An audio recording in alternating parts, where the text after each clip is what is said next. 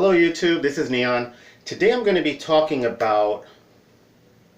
What am I going to be talking about today? I'm going to be talking about the second time I was admitted to a mental hospital. Perhaps I'm going to fluctuate between the first time, because I don't even really remember both of them that clearly. And I'm going to talk about a Dr. Rosenhal. It'll be more... I don't know what it's going to be more about, but it's going to be both about my thoughts, my impressions, my experiences being in mental hospitals twice, as well as an expression of gratitude to all the people over the years, well, yeah, over the years, I guess, over the decades and over the centuries who really fought for the rights of people with mental illness as well. So, I was admitted to a mental hospital twice. I believe it was the second time where I had attempted suicide.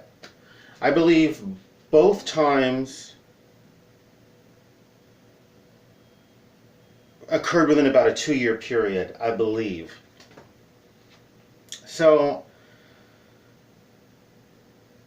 one time that was particularly memorable, and it was the only time I really attempted suicide. I say that because people say, if you attempt suicide over and over, once you do it more than once, you're just trying to get attention. And I know of so many people who have attempted suicide 5, 6, numerous times and wind up eventually killing themselves. So that kind of judgment, it's very inhumane.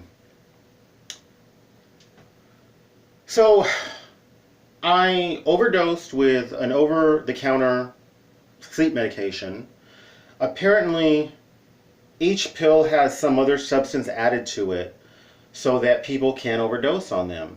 And this substance, if a person overdoses on them, it prevents the person from just calmly falling asleep and dying. It causes them to have... This is like, to the best of my knowledge, thoughts, impressions, experience. This is not factual stuff. But as I understand it, if a person overdoses on certain over-the-counter sleep aids, these substances that they add to them, they don't make any difference. They don't have effect on the body if a person takes the right dosage. But if they overdose, these tiny amounts of substances actually do have an effect. And me, ultimately they caused shaking, and they caused me to lose control of my arms and legs. So by the time they really took the major effect, I was already in the hospital. And I remember my arms and legs would just kind of like go up in the air. I was on a bed, fairly violently. My legs would just fly up and my arms would fly up. So for whatever reason, they didn't strap me down, thank goodness. But I remember the doctor came in with a very thick foreign accent, and he told me, and I could understand what he said with difficulty, but my brain was working. I could still understand what he was communicating. He said, you need to calm down and stop doing what I had just described I was doing, or I'm going to have to inject you with something to make you calm down. And I remember telling him, well, I overdosed, and I could barely speak, but he likewise with effort could understand what I was saying, because I was slurred.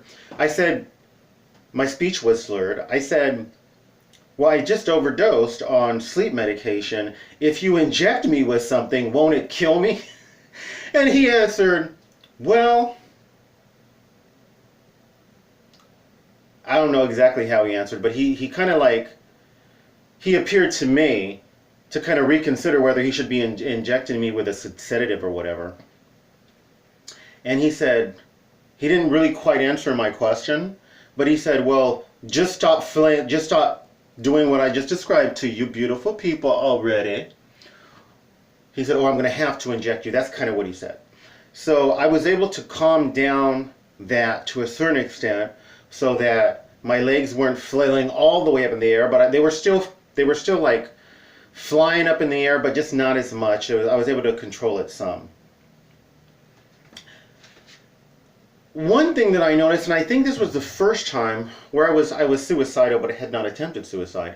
I had been admitted. One thing that I noticed that didn't really understand was that in the main room, sort of near the front desk, there was a telephone, and it said that if you are here against your will, call this number. We will get you an attorney and you will get representation.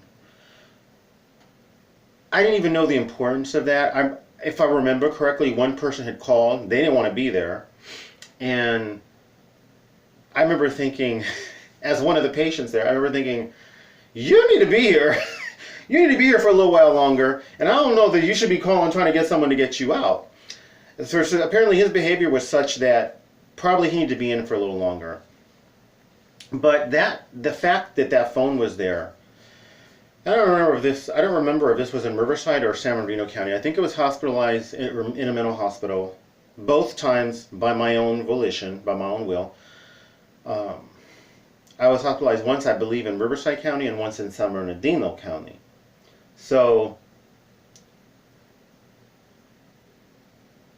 the reason that phone was there, the reason I could get legal representation if I felt I didn't belong there or if I didn't want to be there, was because many people, and I'm gonna mention Dr. Rosenhal, who did a study in I think 1970.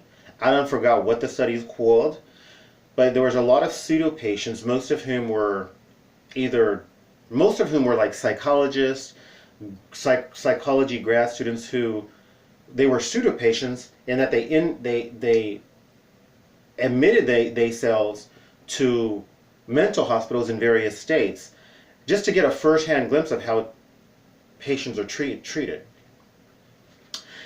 And they found that patients were institutionalized, patients were there against their will. It took 2 doctors to sign someone to get in, but at that time it took 8 doctors to get out. So once a person got in, they really couldn't get out. So people for having mental illness were treated like somebody who had committed a crime. The history against people with mental illness is horrifying. Horrifying.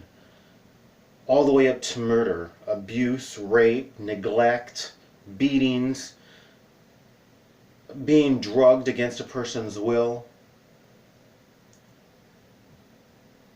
What he found, and what other of his colleagues found in this study, was that people who have mental health problems are not treated with respect. They were sometimes beaten. They were verbally abused. None of this is surprising because we all discriminate against people who have mental illness. This is all proven. I know people will give lip service to the opposite, but the reality is that if someone sees somebody in public saying that they're Jesus or they're Moses or they're talking to themselves, and some of this stuff I've done in public, people just like, get away from me. People assume that person's a danger to them, and they're not. They're not. So he found that this study found that people were mistreated. This study found that the staff, the doctors, they regarded the patients as not being equal to them, of not being worthy to have a conversation with. So,